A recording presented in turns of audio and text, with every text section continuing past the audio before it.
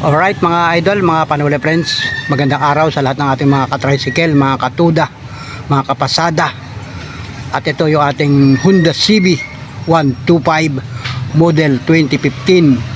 So ang makina niya ay pinagawa natin kasi nga ang naging problema ng ating tricycle sa looban ng 11 years na serbisyo, gamit na gamit ang ating tricycle pampasada. Araw-araw bumigay ang ating connecting rod ng ating tricycle. So alin ba ang connecting rod ng tricycle na pampasada, lalo na pagka ganitong mga Honda CB ang ating gamit. So makina ito ay maliit lang guys kumpara dun sa ibang mga makina, pero siya ay 1.5. So ipapakita ko sa inyo yung mga kaganapan ng pagpapagawa natin ang tricycle, kasi nga tayo ay nakaipon na ng budget para maipagawa natin, kasi kailangan, kasi lumalala na yung kalansing o kalampag nung connecting rod. So natukoy naman natin na connecting rod kasi nga ay pinagawa na natin dun sa ating pinagkakatiwalaang mekaniko. So ito ay pandalawang beses na rin na napalitan ng connecting rod sa looban ng 11 years. So yung unang palit natin ay siguro tumagal siya ng 4 years.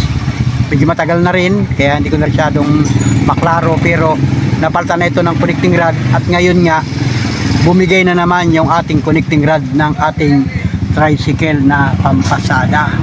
So kailangan ipagawa kasi nga ay talagang kinig na ng ating mga ka-tricycle, mga ka-driver, saka yung ating mga kilalang mekaniko ay talagang alam na o kinig na yung tunog na talagang kailangan palitan ang connecting rod ng ating makina. So utay-utay siya na lumalakas. Dati-rati namamasada tayo, mahina lang yung kanyang tunog ng connecting rod, pero habang tumatagal lumalakas yung tunog, kung kaya naman nagpasya na tayo na ipagawa na. At yun nga nangyari, overhauling. So ibinaba ang makina kasi talagang maproseso ang pagbababa ng makina ng ating CB. So nagkaroon tayo ng abala na isang araw siyang ginagawa ng mekaniko. Katulong siyempre tayo, at tayo mismo ang bumili ng mga pyesa na kinakailangang palitan sa ating tricycle. Kung kaya naman nakita natin yung mga binili natin ng mga pyesa at kung magkano ba ang halaga ng mga pyesa na binili natin para tuluyang magawa ang ating tricycle na pampasada. So ito nga mga idol, mga Panole friends, mga ka-tricycle, at pinagawa na natin yung ating tricycle. Ito, kinalas na yung upuan ng ating tricycle para hindi sagabal yung tangki. Ibinaba na din, at ngayon nabubuksan muna yung ibabaw. So ang una kong pinasilip ay yung bearing dito sa may camshaft. Sabi ko baka kalug na yung bearing. Okay naman nung makita ng ating mekaniko, at saka yung sa ibabang bahagi.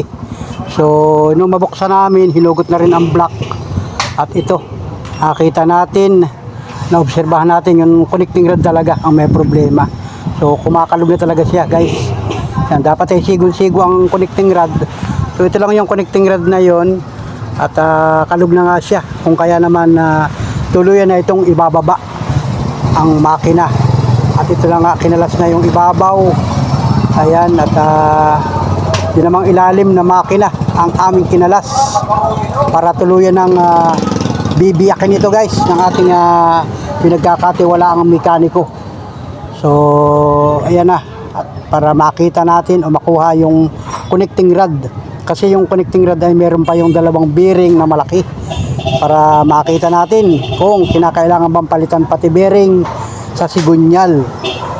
So ayan guys, tuloy-tuloy ang ating paggagawa ng ating mekaniko para mabuksan lahat ang kaloob-looban ng ating makina.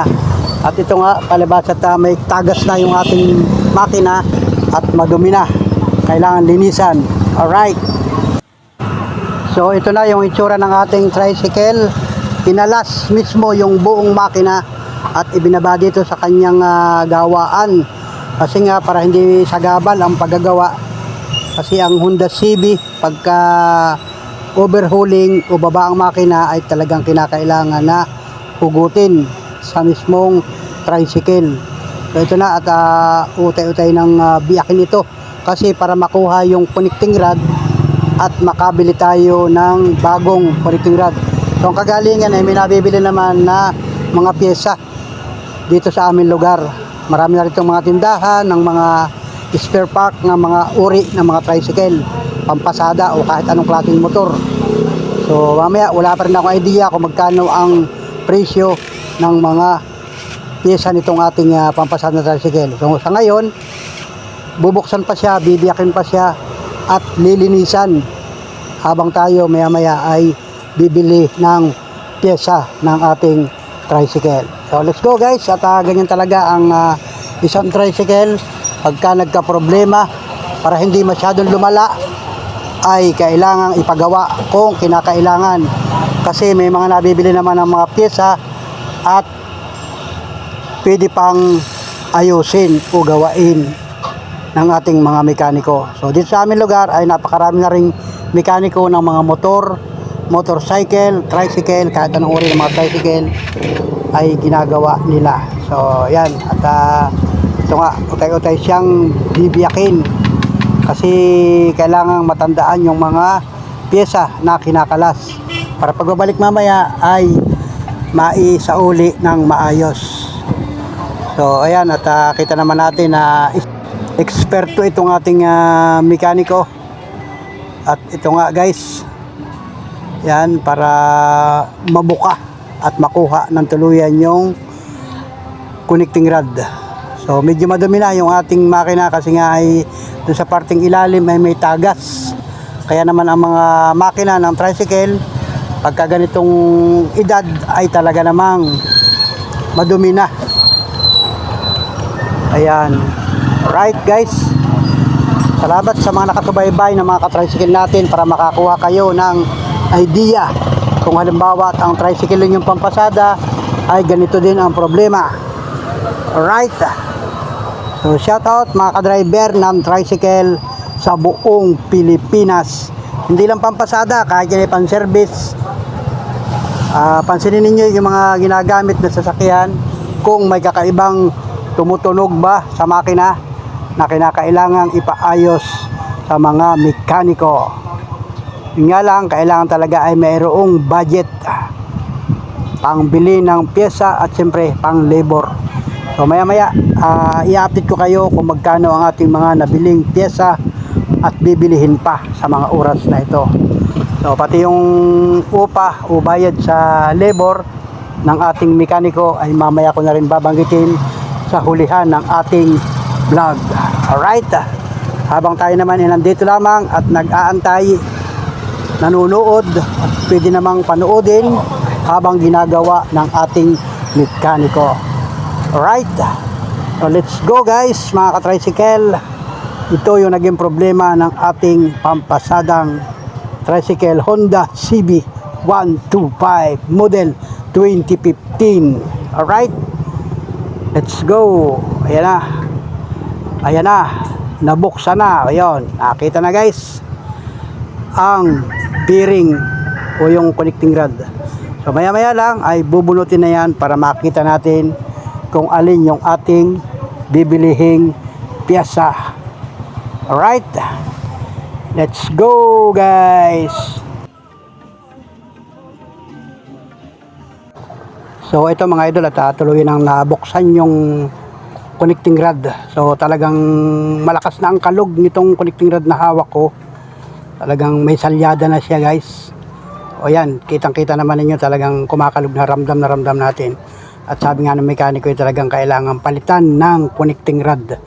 So bibili tayo ng connecting rod at siyempre tinignan din natin yung bearing na dalawa. Yan, okay pa naman daw ang bearing, saka itong sigunyal na bearing dalawa. Okay pa guys, makinis na makinis pa.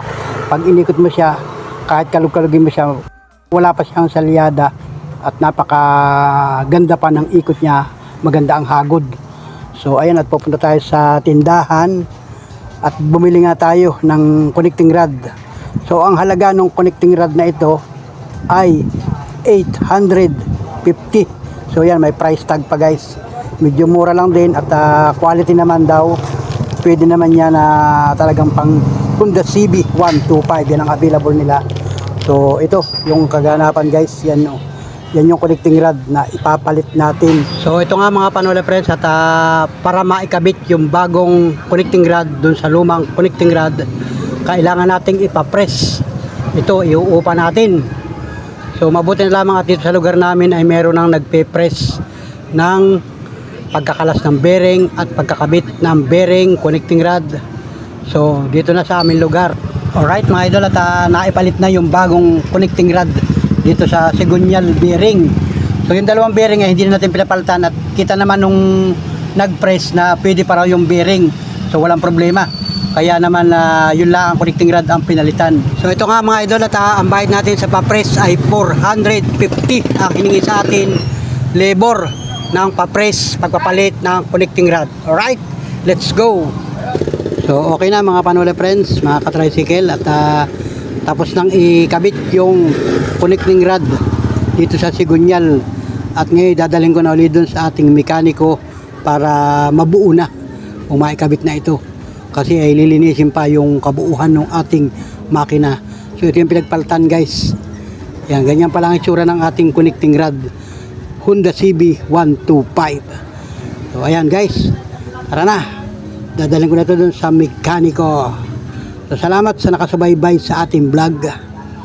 So ito na nga guys, at lilinisan itong mga gamit na ito, kasi ay bubuuhin na uli siya. Alright, so let's go guys mga ka-tricycle, maya maya, at may kadugsong pa itong vlog natin. So ito nga mga idol, mga ka-tricycle, at pagkatapos linisan ng ating makina ay ikinabit na ng tuluyan, at nagpabili pa ang ating mekaniko ng bagong langis na nagkakahalaga ng 280, at nagpabili pa rin siya ng pandikit doon sa gasket, nagkakahalaga ng 25 pesos. At syempre nagpabili pa rin siya, at nakita ko dapat nang palitan yung roller guide, nagkakahalaga ng 350 yung tatlong roller guide.